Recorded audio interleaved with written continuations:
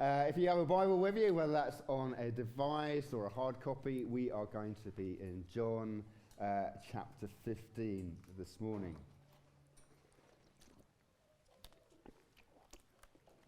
There's a question that all of us have to answer every morning, actually, as we wake up and we peel our eyelids open and we realize that the Lord has blessed us with another day here on this earth. And that question is, well, I'm not going to answer the question. I'm going to let these four friends of mine, they're going to answer the question. Just because the kids have been off into children's church doesn't mean that we can't have some children's stuff ourselves. So here's the little clip that is going to ask the question we're going to look at this morning.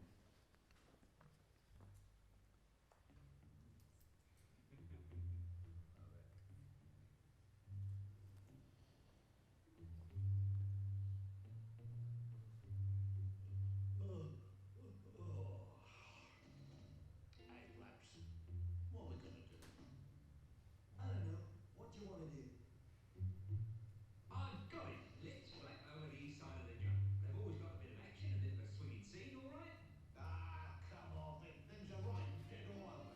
You mean you wish they were? Very funny. Okay. So what we're going to do? I don't know. What do you want to do? Look, Flaps. First I say, what we're going to do. Then you say, I don't know. What do you want to do? Then I say, what we're going to do. You say, what you want to do? What we're going to do? What you want? Let's do something. Okay. What do you want to do? There you go again. The same notes again. I've got it. This time I've really got it. So you got it. So what we're going to do? Hold it, lads. Look what's coming our way.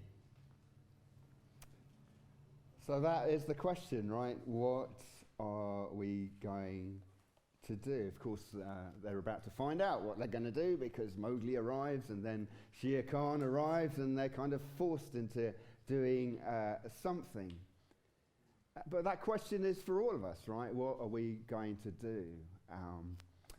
And maybe that question starts when we leave school, doesn't it? What are we going to do? Suddenly we have our whole lives spread out before us, and it's kind of an overwhelming question. I remember facing that question myself. It's a few years ago now, but left school, and I remember my dad telling me, well, before you leave, you need to know what you're going to do. Well, so I got a career book out and flipped through the career book, right, and kind of knew that I wanted to work outside, and I'd helped my dad with some gardening. He was really into vegetable gardening, and my mum, she liked flower gardening.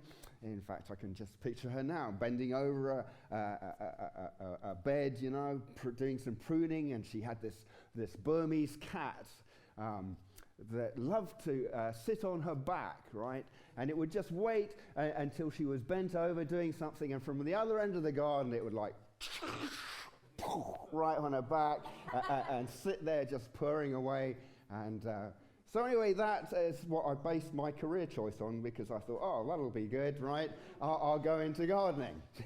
Or horticulture, in fact, is what I decided. And it turned out not to be quite like that, but never mind, it worked out all right.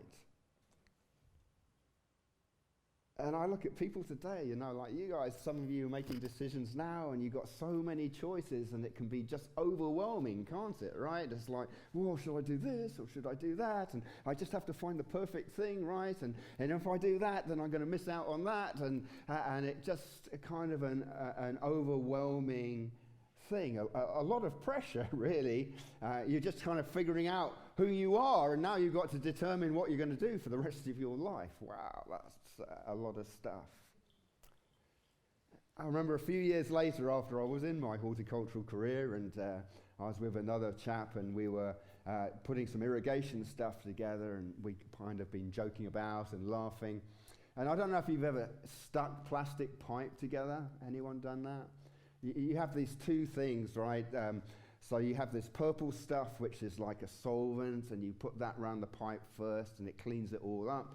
And then you have this glue, and here's the thing about sticking pipe together. You have 2 seconds to change your mind. And then it's game over, it's stuck there. And so I was watching him, and he was sticking this fitting on to the end of the pipe. And like I said, we've been joking around. I said, mate, you got that the wrong way around. He, no, you're just messing with me. And then 3 seconds later, he realized, yeah, he stuck it on the wrong way around, right? But too late. It was there for eternity.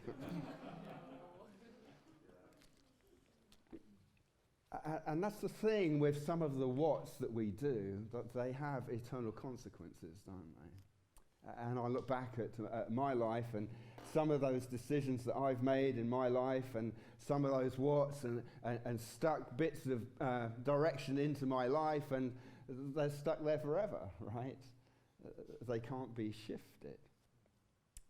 And then you can't start comparing that to how God would stick your life together, and you go, uh-oh, I'm in trouble because I can't undo that.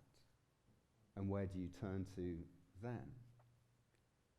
Well, fortunately for us, we have someone who can't necessarily undo the choices that we've made. He doesn't do that. He can't undo some of the things that we've done, but he can make it right. And that, of course, is Jesus. And Jesus, despite all the choices that we may have made in our lives, all the whats we may have chosen, he gives us a different direction, doesn't he? He unsticks us, if you like, and he sets us on a new path through the cross and through his resurrection. And in fact, he gives us a new what, doesn't he? But what is that what exactly? What does that look like? Because, we might stand here this morning or sit here this morning and get really nervous. Well, what should I do for Jesus? And what if I get it wrong? And he's going to be mad, and he's going to be upset, and then I won't be able to undo it, and all that kind of stuff. But of course, we live by grace today, don't we? We live by grace.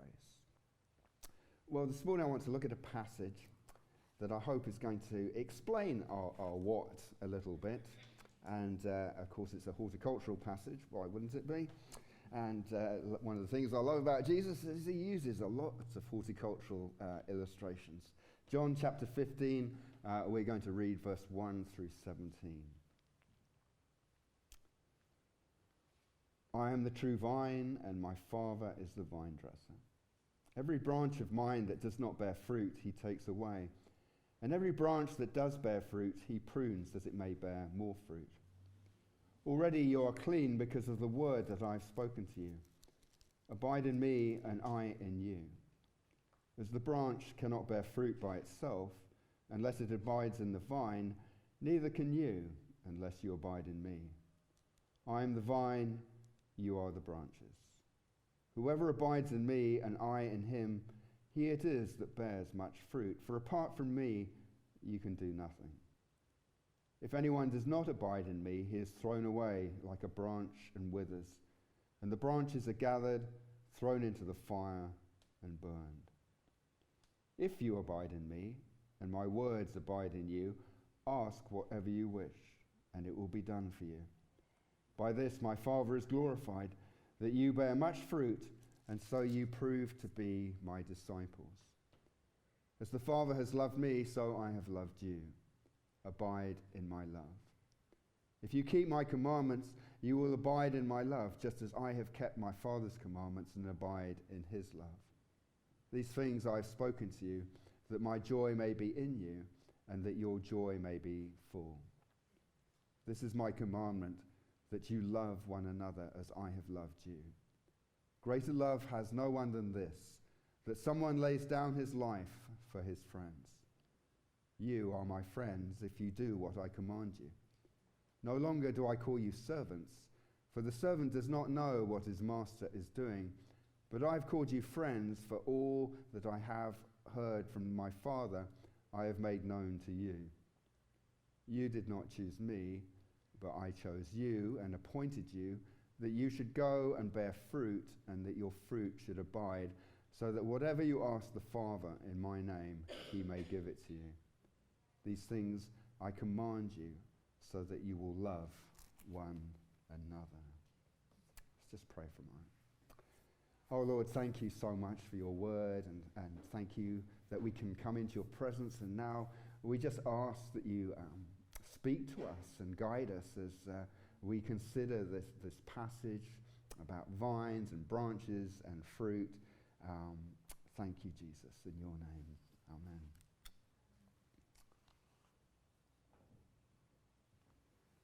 Well, we're in this series called Garden Design, and we kicked it off last week looking at the first garden that was ever created in the world, which was, of course, the Garden of Eden. And we looked last week at how the Garden of Eden was God's vision put into practice as he created the perfect environment for the first human beings to live in, to flourish in, to thrive in, so that they could actually be in God's presence. And what they were called to do also was work in that garden. That's why God created the garden. He planted it so that they could work with God, right? And use the resources that God had given them to be creative and be generative. But what happened was that instead of working with God, they wanted to work to be God. And that's an entirely different thing all to do. And when they did that, right, they couldn't undo that. And they were stuck. And they ended up losing the garden. They ended up losing the presence of God. But fortunately for all of us here this morning, God didn't lose his vision. And his vision continued on. Despite us losing the vision, God's vision never disappeared. And God's vision was always that it was going to be fulfilled in Jesus Christ. And that's really kind of what the Bible is about, isn't it? It's about God fulfilling his vision in Jesus Christ so that he can bring us back into his presence. That is the why. That's what we talked about last week. The why has to come before the what. Because if your vision, if your why only is about yourself, right? If that's all you can see, guess what your what's going to be? It's going to be all about yourself. If your why doesn't include God and a much bigger picture, worldview, then your what is just going to be, well, what can I do to please myself in this time, in this space that I can see? But if your why, your vision includes God, then your what is going to be much broader, isn't it?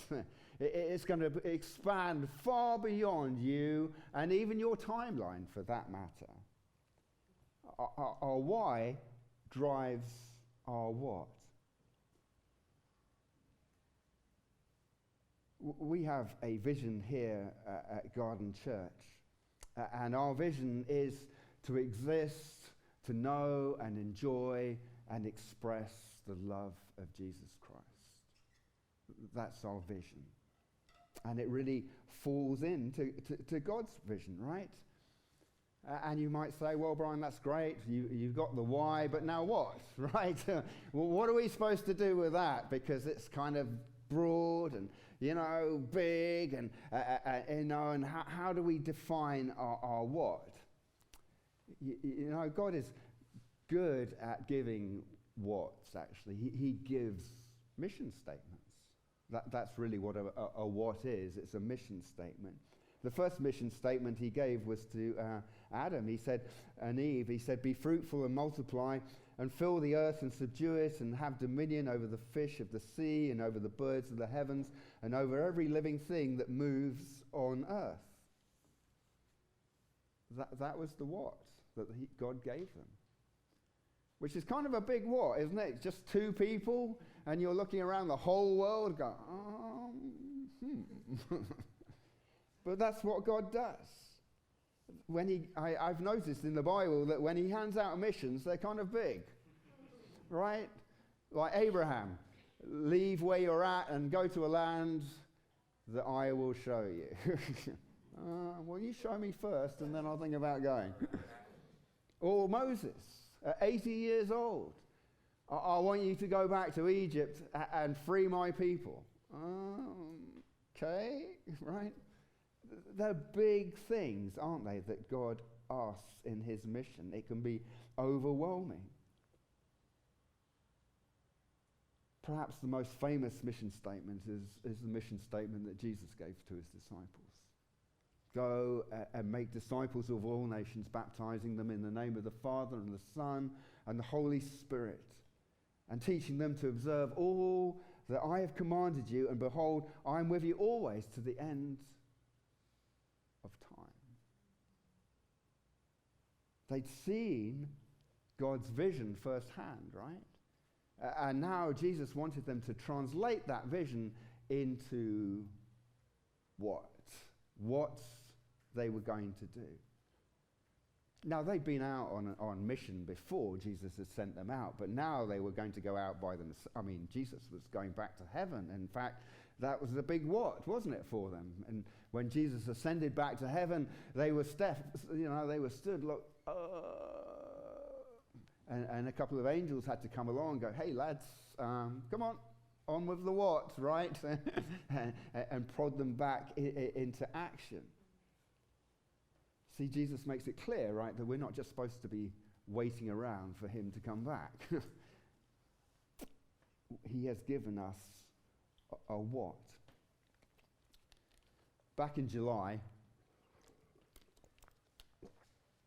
a group of us, the leadership team, and some others, stakeholders in this church, we went away on a retreat.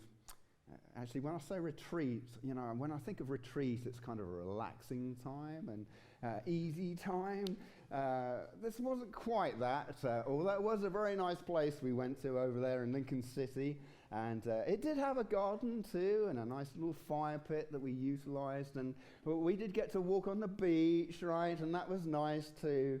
But primarily, we went there to talk about vision and mission, and how our what at Garden Church particularly would look. And we came up, we pray led by the Spirit, that we came up with a what statement, a mission statement. And our mission statement is to seek Jesus holistically, to love others authentically, to serve humbly, and send missionally. Did I get that right?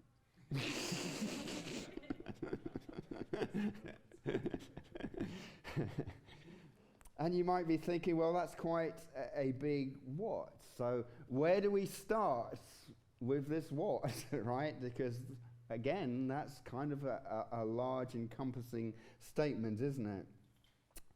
I came across this, I was listening to a podcast the other day, surprise, surprise, and they had this author on, James K.A. Smith, who actually is one of my favorite authors, and he's got a new book out. And he gave this, they read this little bit from his book, which I thought kind of pertains to what we're talking about this morning. Smith says that we are bundles of potentiality, but the possibilities are not infinite. We are thrown into a time and place, thrown into a story that is our history, and these form the horizons of possibility for us. That is not a limitation as much as a focusing, a gifted specificity. This corner of earth I've been given to till. These neighbours I'm called to love. These talents I'm exhorted to fan into flame. This neighbourhood in which to birth a future. Go with your love into the fields. For the horizons that circumscribe you are not fencing you out of something, but are entrusting you to this field of possibility. What's thrown your way is what you can do. So our what really takes place here and now, doesn't it? That's our mission, here and now. So I want to look at these 4 areas of our mission statement. And we're going to start off by talking about seeking holistically. Again, you know, the vine and the branches is Jesus' horticultural analogy, that the Father is the vine dresser. In fact, that reminds us back, doesn't it, to the Garden of Eden, where we read last week that God planted himself. He rolled up his sleeves, if you like, and he planted trees in the Garden of Eden. He is the planter. He is the vine dresser. And then Jesus says, he is the vine. He came to fulfill the vision. And the disciples, he says, are the branches. And what is the point, Jesus says, of the branches? Just to look pretty and nice? No. He says the branches are there to bear fruit. That's what the branches are supposed to do. What is the key part about branches being able to bear fruit, you suppose? Jesus tells us, doesn't he? They have to be attached to the vine. I don't know if you've ever seen like branches that aren't attached to a tree. They don't do so well. In fact, they kind of shrivel up and they can't even produce leaves, never mind fruit, can they? The branches have to be attached to the actual trunk, to the tree. You don't have to be a horticulturalist to understand that. It's kind of easy even to understand that. The union of that branch and the trunk, that is critical, right? If that is weak, if that isn't strong, then not much is going to happen through that branch. It's going to be weak, and the flow of nutrients between the two is not going to take place. Seeking Jesus means abiding in him. It means dwelling in him. That's what the word means. It means enduring in him. It means staying in him. But you might say, well, wait, I thought he said go. Go and make disciples, right? Go and do this. Go and do that. Abiding, that doesn't sound very missional to me. But we can't do anything. What did Jesus say in that passage? You can do nothing. And when he says nothing, he didn't mean you can do a little bit or some of it or he's meant nothing. In the Greek, nothing means nothing. Nada, zero, zilch, whatever language you want to say. Nothing means nothing unless we abide in him. But I don't know about you, but when I think about what and missions and that kind of thing, abiding is hard, isn't it? It's difficult. In my horticultural career, I went and worked on commercial nurseries. I didn't work in gardens, right? A completely different thing altogether. It's all about efficiency. It's about production. It's about go, go, go, go, go. Because that's what I like, right? The idea of mucking about in a garden, doing a few things, odds and ends, that would drive me around the twist, frankly. And yet that's exactly what Jesus is talking about. Abiding in him. The production of fruit that Jesus calls us to produce doesn't come from efficiency and this and that and programs and blah. It comes from abiding in him. So what does the holistic part look like? Well, I think of plants, right? And we interact with plants with all our senses, don't we? We see them, obviously. And we hear them. No, I'm not talking about ants or something, but we hear the wind rustling through the leaves, and we get to hear them. And of course, we can touch them, and we can smell them. We have a vine actually outside our back door that's I don't think it's really been pruned or looked after, but the fruit on it, you can smell the fruit.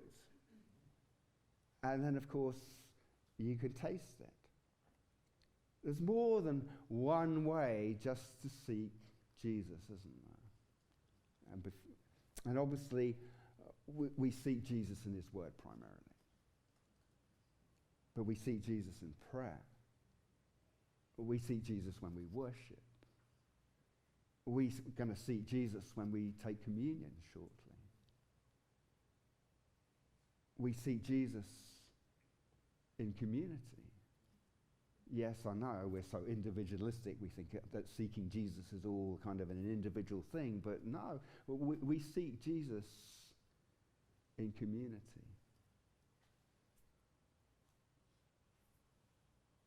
We have a value at Garden Church, engage God in everything.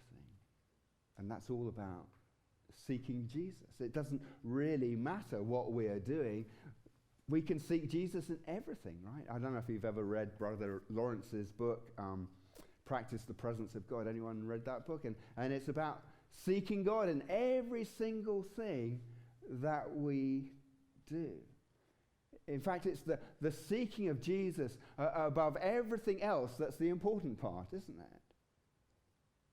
Trying to find Jesus. It doesn't matter in our daily routines, seeking Jesus.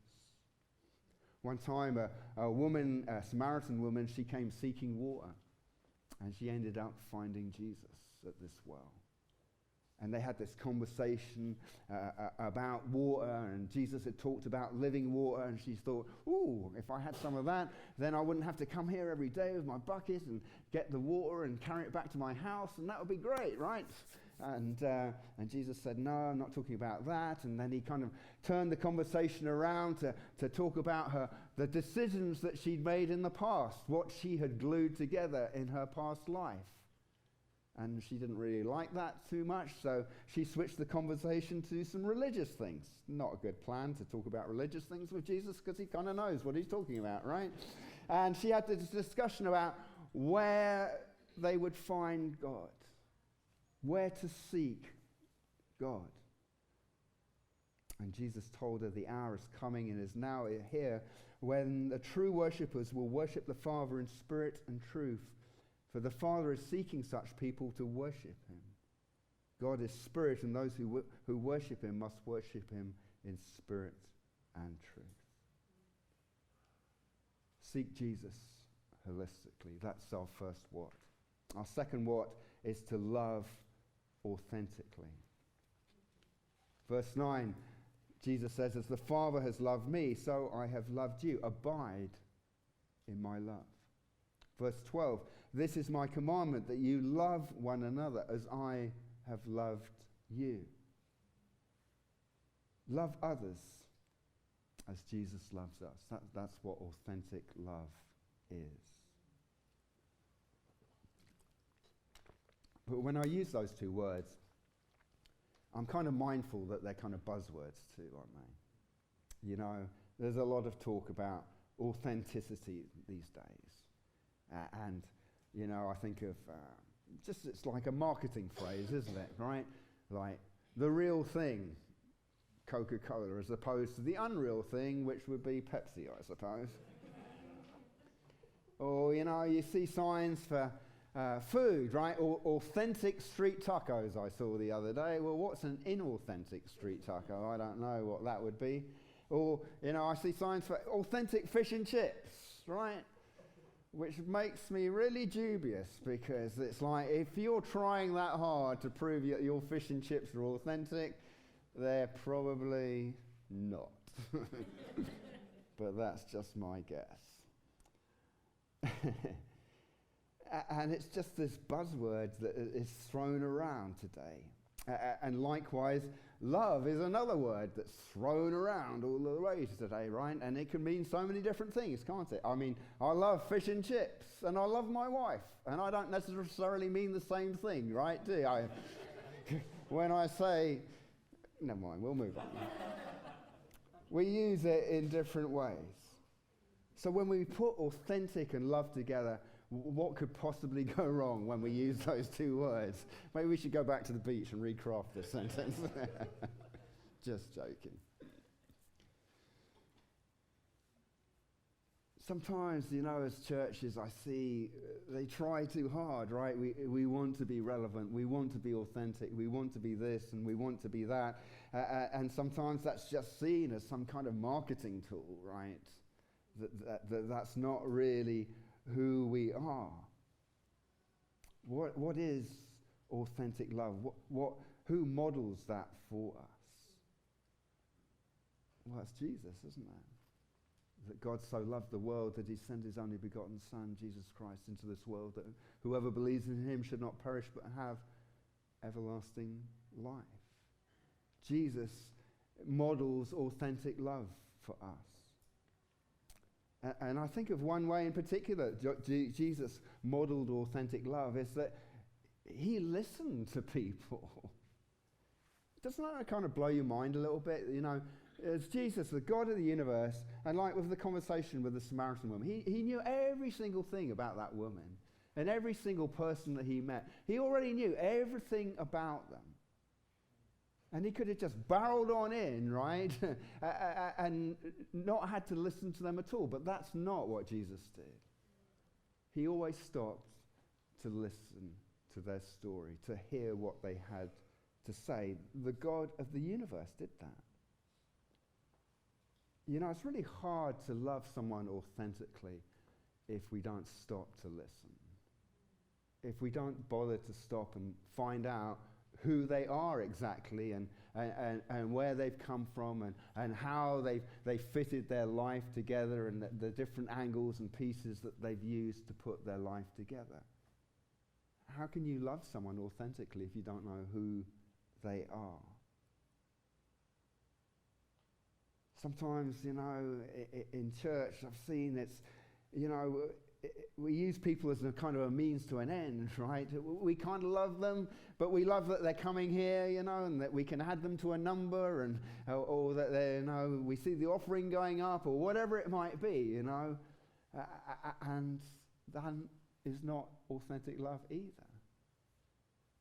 You know, I'm just so glad you're here this morning.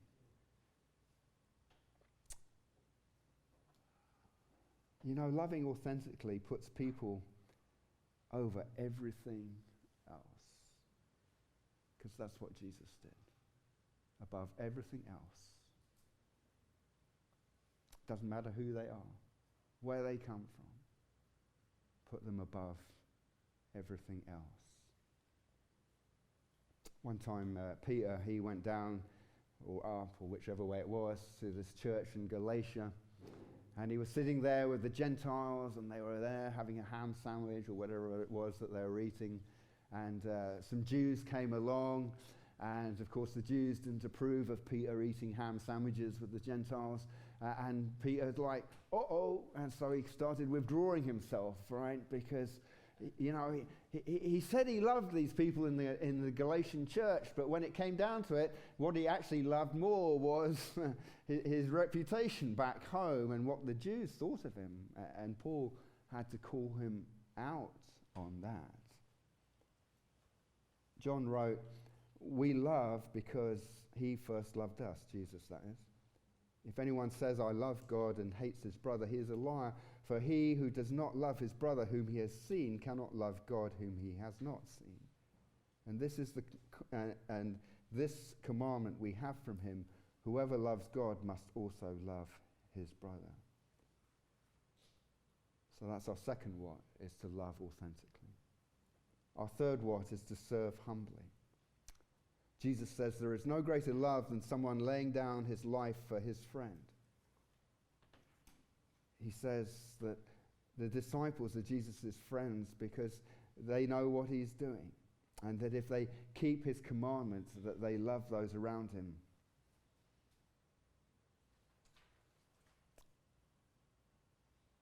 I think of gardens, they're kind of a place that serve, don't they? You know, public gardens, anyone can go there, and anyone can go and enjoy them and hear the leaves rustling and see the trees and maybe even pick the fruit, whatever, smell the flowers. It's kind of a mission, isn't it? That a service that allows people to come and enjoy that.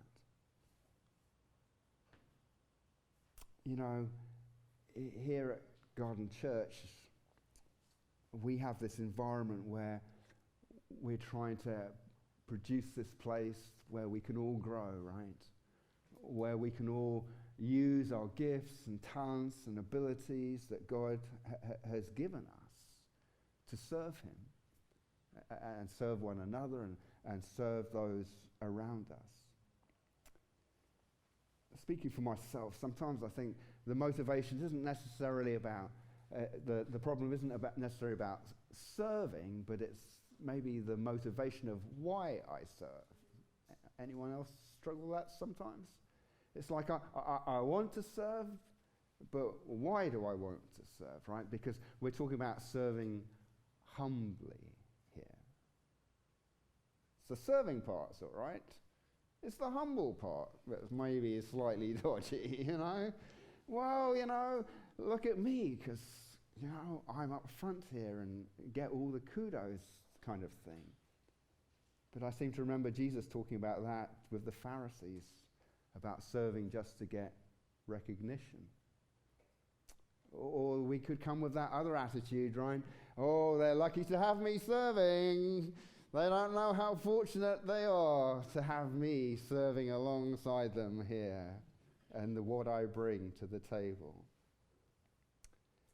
There's another temptation when I think about humble serving. And that temptation is to do everything. Oh, we can do everything.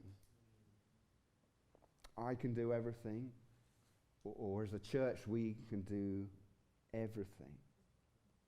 But that's not humble service either.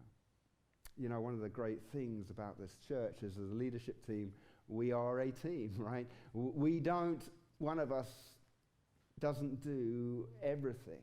We do what God has called us to do. We serve in the capacity that God has given us to serve in, right? Because when we try and do everything, we're taking actually service opportunities away from somebody else. That's what ends up happening. And as a church, we are called to do what God has called us to do. And we figure that out, right? You know, Jesus talks about pruning, doesn't he? So I want you to just picture a tree for a moment. If you just leave a tree by itself, it puts out all kinds of branches, right?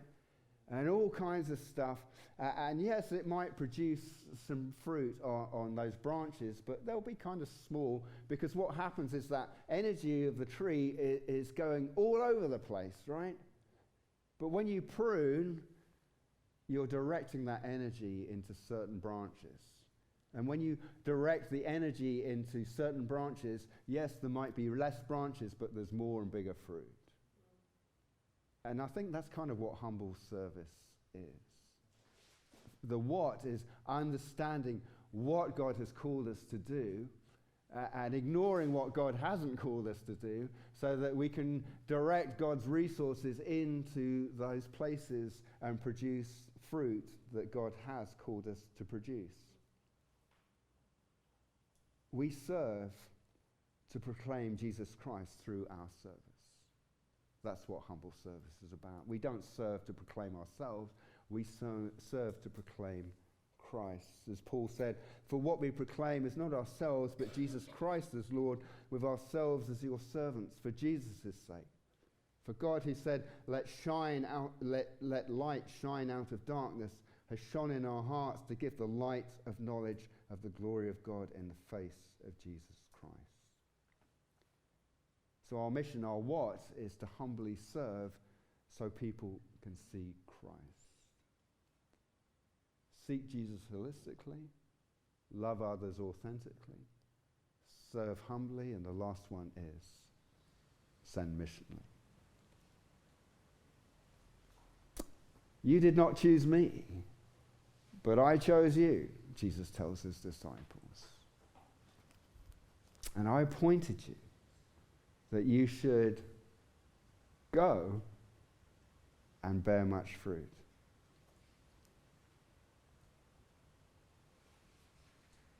Plants obviously are not people, are they? So we have to be careful with analogies because at some point they always break down. But I think of gardens, and gardens typically collect plants, don't they? Gardeners collect plants, and they plant them in the garden, and that's really nice. And the plants, of course, don't go anywhere. And sometimes that's the temptation for a church, isn't it? to collect not plants but people, right? And we just want to gather people and get a bigger and bigger garden, church, so to speak, and really end up not going anywhere. But of course, that's not what church is about. It is, at the end of the day, about going. And when I talk about sending missionally and going out, it doesn't necessarily mean that we all have to rush off to the four corners of the world. That's not necessarily what Jesus is talking about. When we leave our Sunday gathering this morning, we're going to go somewhere, aren't we? We're going to go to our homes. We're going to go maybe to a restaurant. We're going to go somewhere. And tomorrow we're going to go to our workplaces, or maybe we're going to go to other social situations. We are going to go somewhere. And what Jesus is talking about is as we go missionally. We send missionally. And that's what we want to do as Garden Church. We want to equip each and every one of us to go missionally. Now, some people do get called to the four corners of the earth. John, right? He's off to Thailand very shortly. We're going to have a party for him this afternoon. He's having a party, so come along for that. So that is definitely true. But of course, the hard part for a church is that, well, we don't want to send people out, right? Because I don't want to see John go, because I like John, and it's good to have him here, right? And we don't really want, if it was up to us, we'd keep him here, right? But it's not up to us. Because Jesus calls us to send missionally. You know, I always think of the church at Antioch. Can you imagine that? They're going to send out Paul and Barnabas. No, wait, how about Fred and Jim? We'll send them over there. We'll keep Paul and Barnabas, right? but again, that's not really what it is all about. Because Jesus knows he was sent by the Father. Jesus says to them, he said to his disciples after his resurrection, "Peace be with you, as the Father has sent me, even so I am sending you." Our what is to send missionally. So the question remains for us, right? What are we going to do? What are you going to do? What am I going to do? What are we going to do as Garden Church? We're going to see Jesus holistically. We're going to love others authentically. We're going to serve humbly. And we are going to send missionally.